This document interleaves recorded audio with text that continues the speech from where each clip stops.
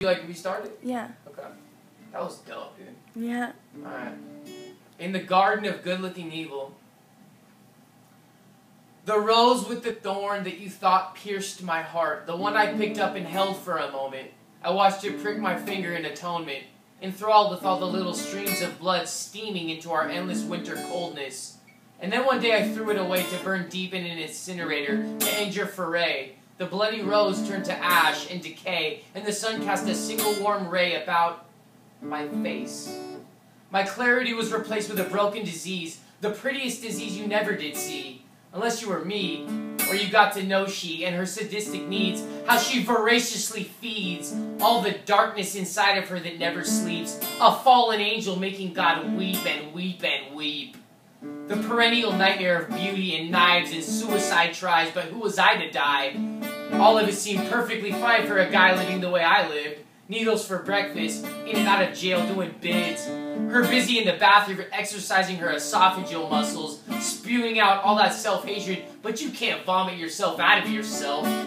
I tasted the poison like fugu sashimi, and believe me, the dose determines how violently sick you'll be. Now I laugh as I see, all for what? So I could be the need in her pleas, getting plates thrown at my skull, cause she felt like I might just secede and leave instead of feeding the beast?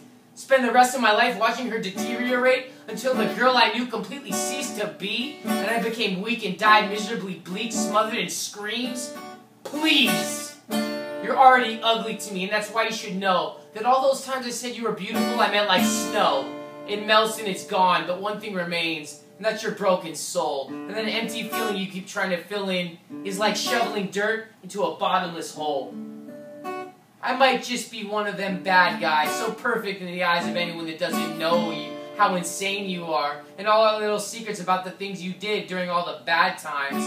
Never me, the angel, with all my dirt. But you never let anything but terror rain out. Acid rain burned everything down. Our love was replaced by chemicals and screaming and being addicted to being heathens. And I found no respite in anything anymore, but I stayed on. You continued being a whore, fucking my friends with a mantra psychotic, constantly finding new prescriptions of antibiotics, losing my mind because this is not how love feels, and I'm so stupid I thought it was real. Instead of a psychotic ordeal, an orchestra of sad, futile hope, building into a crescendo of doing bags full of fucking dope. You knew deep down, if you have a deep down, you couldn't get me to stay around and around and around. Unless I never got better, but I finally did rebound. And you stayed sick, and I knew you remembered that last night when I said enough of this shit. And you said to me quietly, Alex, you're better off without me, because you were still so sick. Your honesty haunted me, and I left and went downstairs, and I got in my car, and felt a rush of cold air, and I freed myself from my rusty shackles, and I stopped hating myself for not being able to free you from your psychiatric battles. I sat in my car and shed a couple of tears. I had done everything possible for 3 fucking years. I think of flowers with red petals in the brilliance of the sun in the winter. A memory. Sort of like how the only time you were ever happy was rolling on ecstasy. God, what a mess. Such fun, such stress.